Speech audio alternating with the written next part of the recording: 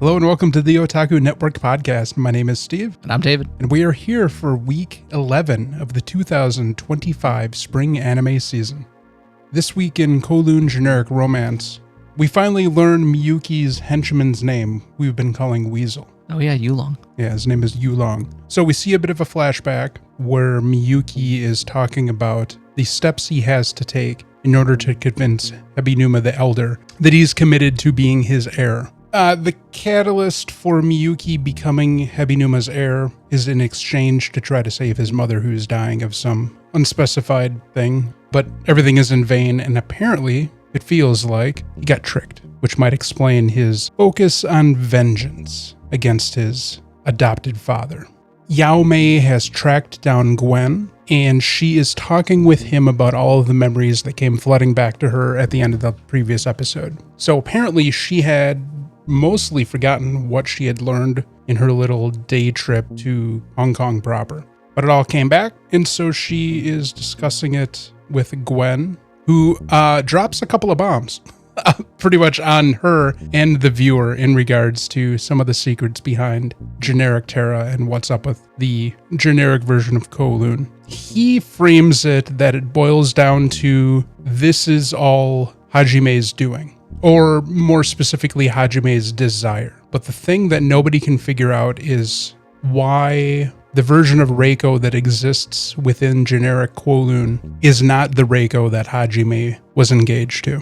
Reiko herself runs into cybergoth Xiaohei as he struggles with Yulong's proposition to take out this fake Reiko. During the conversation, gothic Lolita Xiaohei calls, complaining about the fire alarm in her apartment not working properly. Trigger useful coincidence, seeing as Cybergoth Xiaohei's cover is the fact that he is the fire alarm inspector. So Reiko drags him unwillingly over to the diminutive version of his apartment. Along the way, she brings Yao Mei with her, and the four of them fix the fire alarm. And then they notice Cybergoth Xiaohei's yearnings for the frilly dresses. While this is going on, we're kind of seeing a real-time conversation between Gwen and Hajime. And when Gwen brings up the idea to Hajime about his misunderstanding of Xiaohei, the gothic Lolita Xiaohei disappears. And we are given a real-time demonstration that the things within generic Kowloon modify themselves based upon Hajime's perception. He didn't know that the gothic Lolita version that he was familiar with in the past was not a girl. So once it clicked for him that the two different versions he was aware of were the same person, the generic clone disappeared from existence. Reiko, based upon visions she keeps seeing through the previous versions of her glasses, are drawing her back again to the northern end of the neighborhood. There appears to be some scheme involving exchanging the talismans scattered throughout the city for pills that Hebinuma Corporation may be connected with to some extent. So before she can head off on her grand mission, Xiaohei and Yao Mei decide that they're going to head out of Kowloon. And at this point, Yao Mei's perspective changes, and she no longer sees generic Kowloon. She sees the ruins of the second Kowloon as it exists in reality.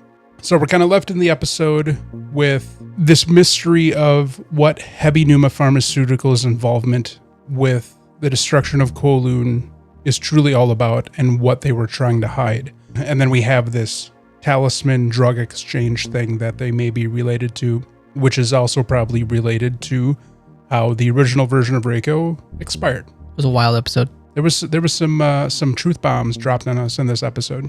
The fact that Hajime is just making this all up. Kind of, yeah. Man's gotta mourn how a man's gotta mourn, but man. And then Reiko is just independent of his memory. Which nobody apparently can figure out why or how that's happening. So this appears to potentially be all of Hajime's doing in fault. Yup. So It appears that the only person that is a bad guy is Hebinuma the Senior. Everyone else is just this player in this grand fantasy that's being created by Hajime because he can't get over the death of his... I don't think they're married. Or fiance, yeah. Yeah. Shit's bananas. I think it's going to be a wild ride to the end, and I'm all here for it. There has not been a bad episode of this show. Nope. Its progression has been paced well. The mystery has been dangled to us tantalizingly, satisfactorily. We'll figure out what's going on when we get told with this one, because, oh boy, I did not see the whole... Hajime just kind of is the god of this area. Yeah, homie is a deity that's frustrated because he can't get what he wants from his Replacement. Yeah. This week on My Hero Academia Vigilante, the Naruhata Festival planning is on. Makoto gathers the talent, the two Feather Sisters, I think that they were called, the Naruhata High dance team, obviously Pop Step, and then the Feathered Hats, is that what they were called? Yeah, it was some indie band. Yeah, and then, basically some Japanese indie band. And this is what is going to be the main evening entertainment at this festival. We get little like petty drama between each group, people making fun of Pop Step. It's very high school, and it's like... Everybody's bickering, Everybody's bickering. Two people from two different groups fall in love. It's yeah, the front man for the indie band and the head of the high school the cheer captain, group, or the Step It Up group, infatuated, smitten, like immediately. It was amazing. Yeah, I snorted when that fucking... I was like, of course. And yeah, they kind of... Makoto just basically was like, all right, everyone, since you're all talking shit, y'all gotta go do things that you're not good at. He makes the Feather Sisters like go to fucking dance boot camp. She tells Pop Step that she needs to memorize the song and practice it, which she ends up going to Koichi's house and spends literally 24 hours practicing. And then... an entire week. Or yeah, an entire week, sorry. And then... I think the only one that really got out of it pretty decent was the band. The indie band, and then the captain, because she was doing what she normally does. The pop duo was being rung through extreme boot camp by the dance team, of which the captain was draconian, to say the least. She was beating him with a shinai, which ultimately ends up causing one of the twins to sprain her ankle and fuck everything up. Literally fucks up the entire plan for the festival, which Makoto actually very quickly, through the help of Pop Step, figure out a new layout plan.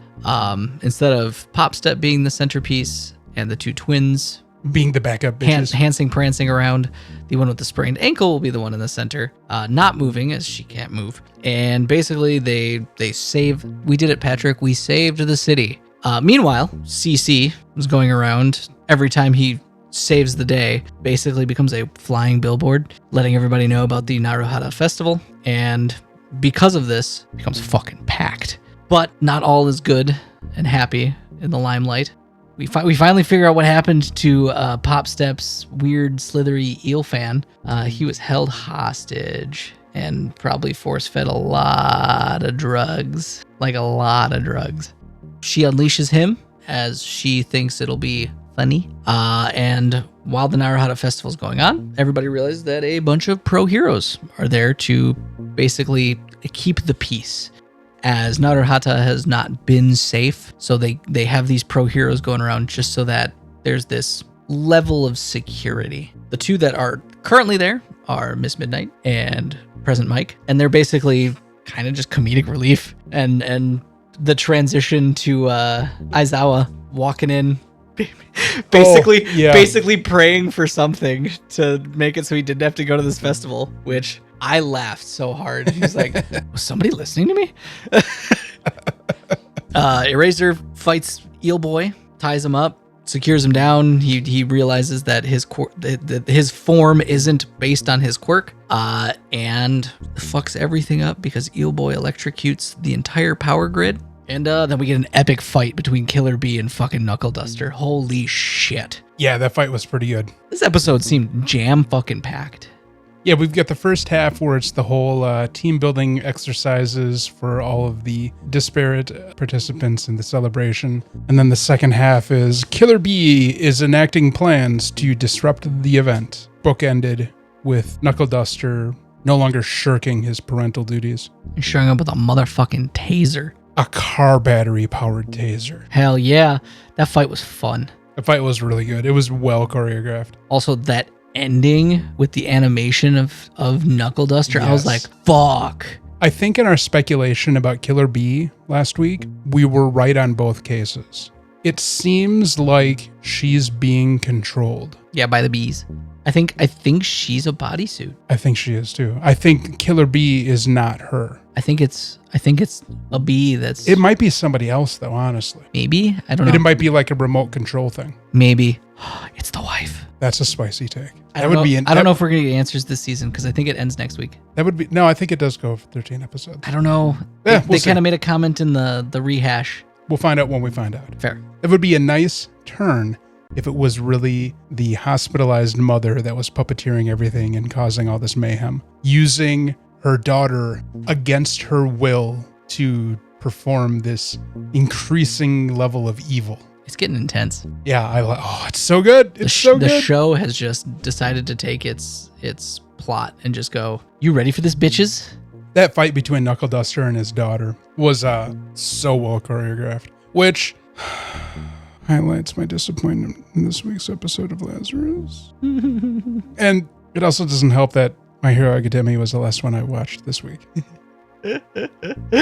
Like, went out on top, and I'm like, but we'll talk about that when we talk about Lazarus. This episode was great. It has had some slow episodes, but those slow episodes were important.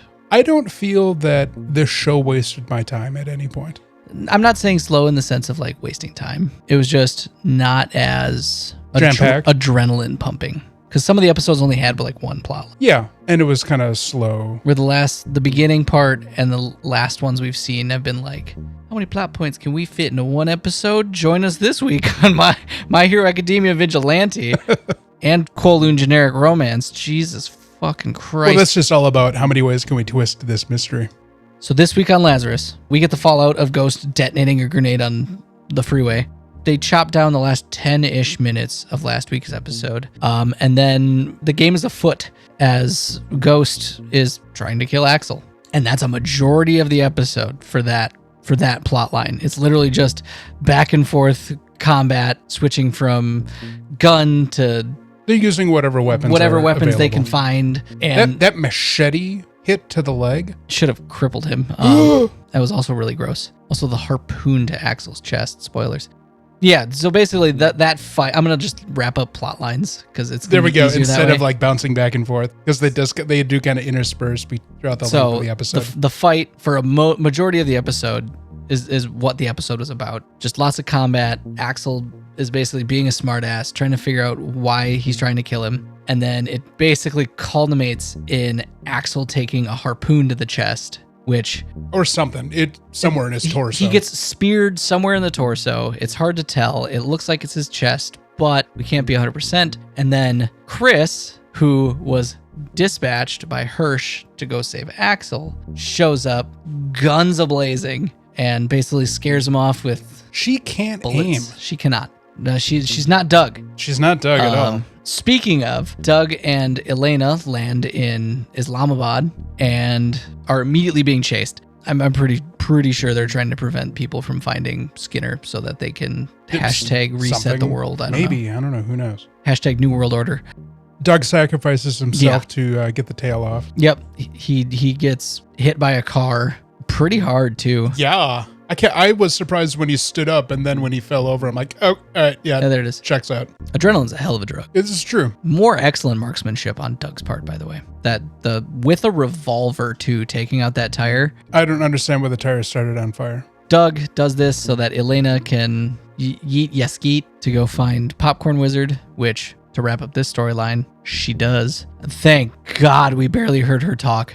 Elena's the person that will hide the fact they got bit by the zombie. Yeah, that bitch. She's like, I'm Because fine. since at the end of the previous episode, when we had gotten this whole info dump on, I think it's one of the signs of Hopna kind of moving into its end game, is you start to develop this fever. So she spent the entire episode hiding her rapidly increasing fever from Doug, and now she passes out in front of Popcorn Wizard. Also, weirdly flirty. The two of them. They kind of had a little like, what are you doing after the end of the world? I think he was more just trying to distract her, keep her mind off of things. Fair. I don't know. Maybe. That's how I took it. Maybe. Doug might be dead. Who knows? And then Hirsch is giving the middle finger to Inscom the whole episode. And Abel gets pissed because Hirsch is going off the books here. Going rogue. With 5 days left, shit's hitting the fan. As it should, as one would expect. Can't be a walk in the park. The substance of the episode was action-packed, and I liked the story itself. You are right, the animation did suffer a little bit through the fight scene. Which was weird, because that's usually what looks the best out of the episode. Part of the animation in this episode was the, talkie bits. Yeah, it was really weird. As you guys will see for the title screen for Lazarus this week, the excellent animation of viewing someone through the lens of a glass. Normally, anime will not do that. No, they cheap out. But having Hirsch actually correctly distorted for a pair of prescription glasses is, in my opinion, peak animation. The biggest thing. I forgot about a huge important part of their fight. Axel's necklace. The Hundun. Have we ever seen that necklace before? No. Has it ever been brought to our attention? No, we've only seen the chain. As they're fighting, a necklace falls out of Axel's shirt, and it is a wing, which causes Ghost or whatever Ghost to have this flashback to Chinese assassin school. Well, he kind of has this breakdown of his mental conditioning, and it's basically. It's like a symbol of the school's teachings. Yeah. Or something like that. But also, I think a Hundun, or whatever it's called, is a mythical creature. Could be. I didn't look into it. This important piece to the plot, apparently, was never known to any of us until this moment. And it causes this hardened killer that is, trained in precision and perfection to lose his cool and start to have a crisis of not necessarily faith, but his own training and conditioning.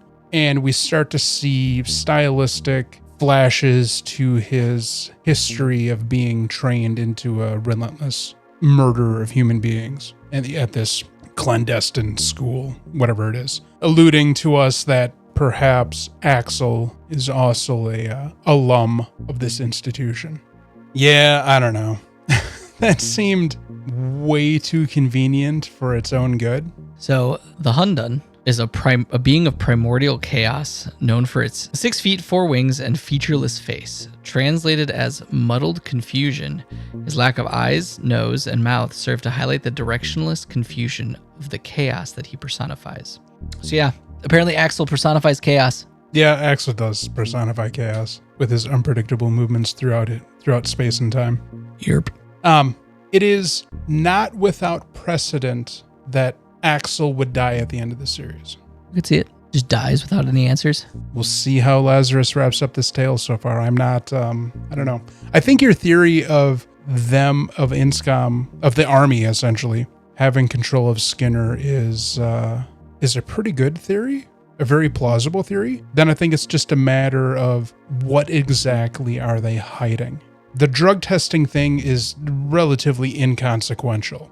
There has to be something about Axel, and the drug testing thing was just their way to try to erase him. So given now that we suddenly have him seemingly connected with this clandestine assassin training facility, maybe it's just the US government trying to erase a complicated person they've worked with in the past. We'll see how it ties together with the whole Hopna thing, though. It could just be a coinky dink or a smokescreen. Could be. But I brought up the smokes. I brought up the whole maybe it's actually just bullshit thing before. So I don't know. Who knows? We'll see. Who knows? We got 2 episodes left. Maybe they just fail and everybody dies. Rocks fall. Everyone dies. It's like a bad D&D campaign. Kowloon generic romance. Beautiful. Just keeps coming with the story. It's so good. Beautiful story about beautiful people. Yeah. Physically beautiful, not mentally beautiful. I really enjoyed that Xiaohei probably came to terms with the life that he felt he lost when he had his unrealistic growth spurt. I'm sorry, you're not going to grow 2 feet in 3 years. That's just not physically possible, especially when he's probably an adult at this point. That's not entirely impossible. It is possible to have that big of a growth spurt. Maybe 3 feet though. It He was pretty wee back then. it's possible.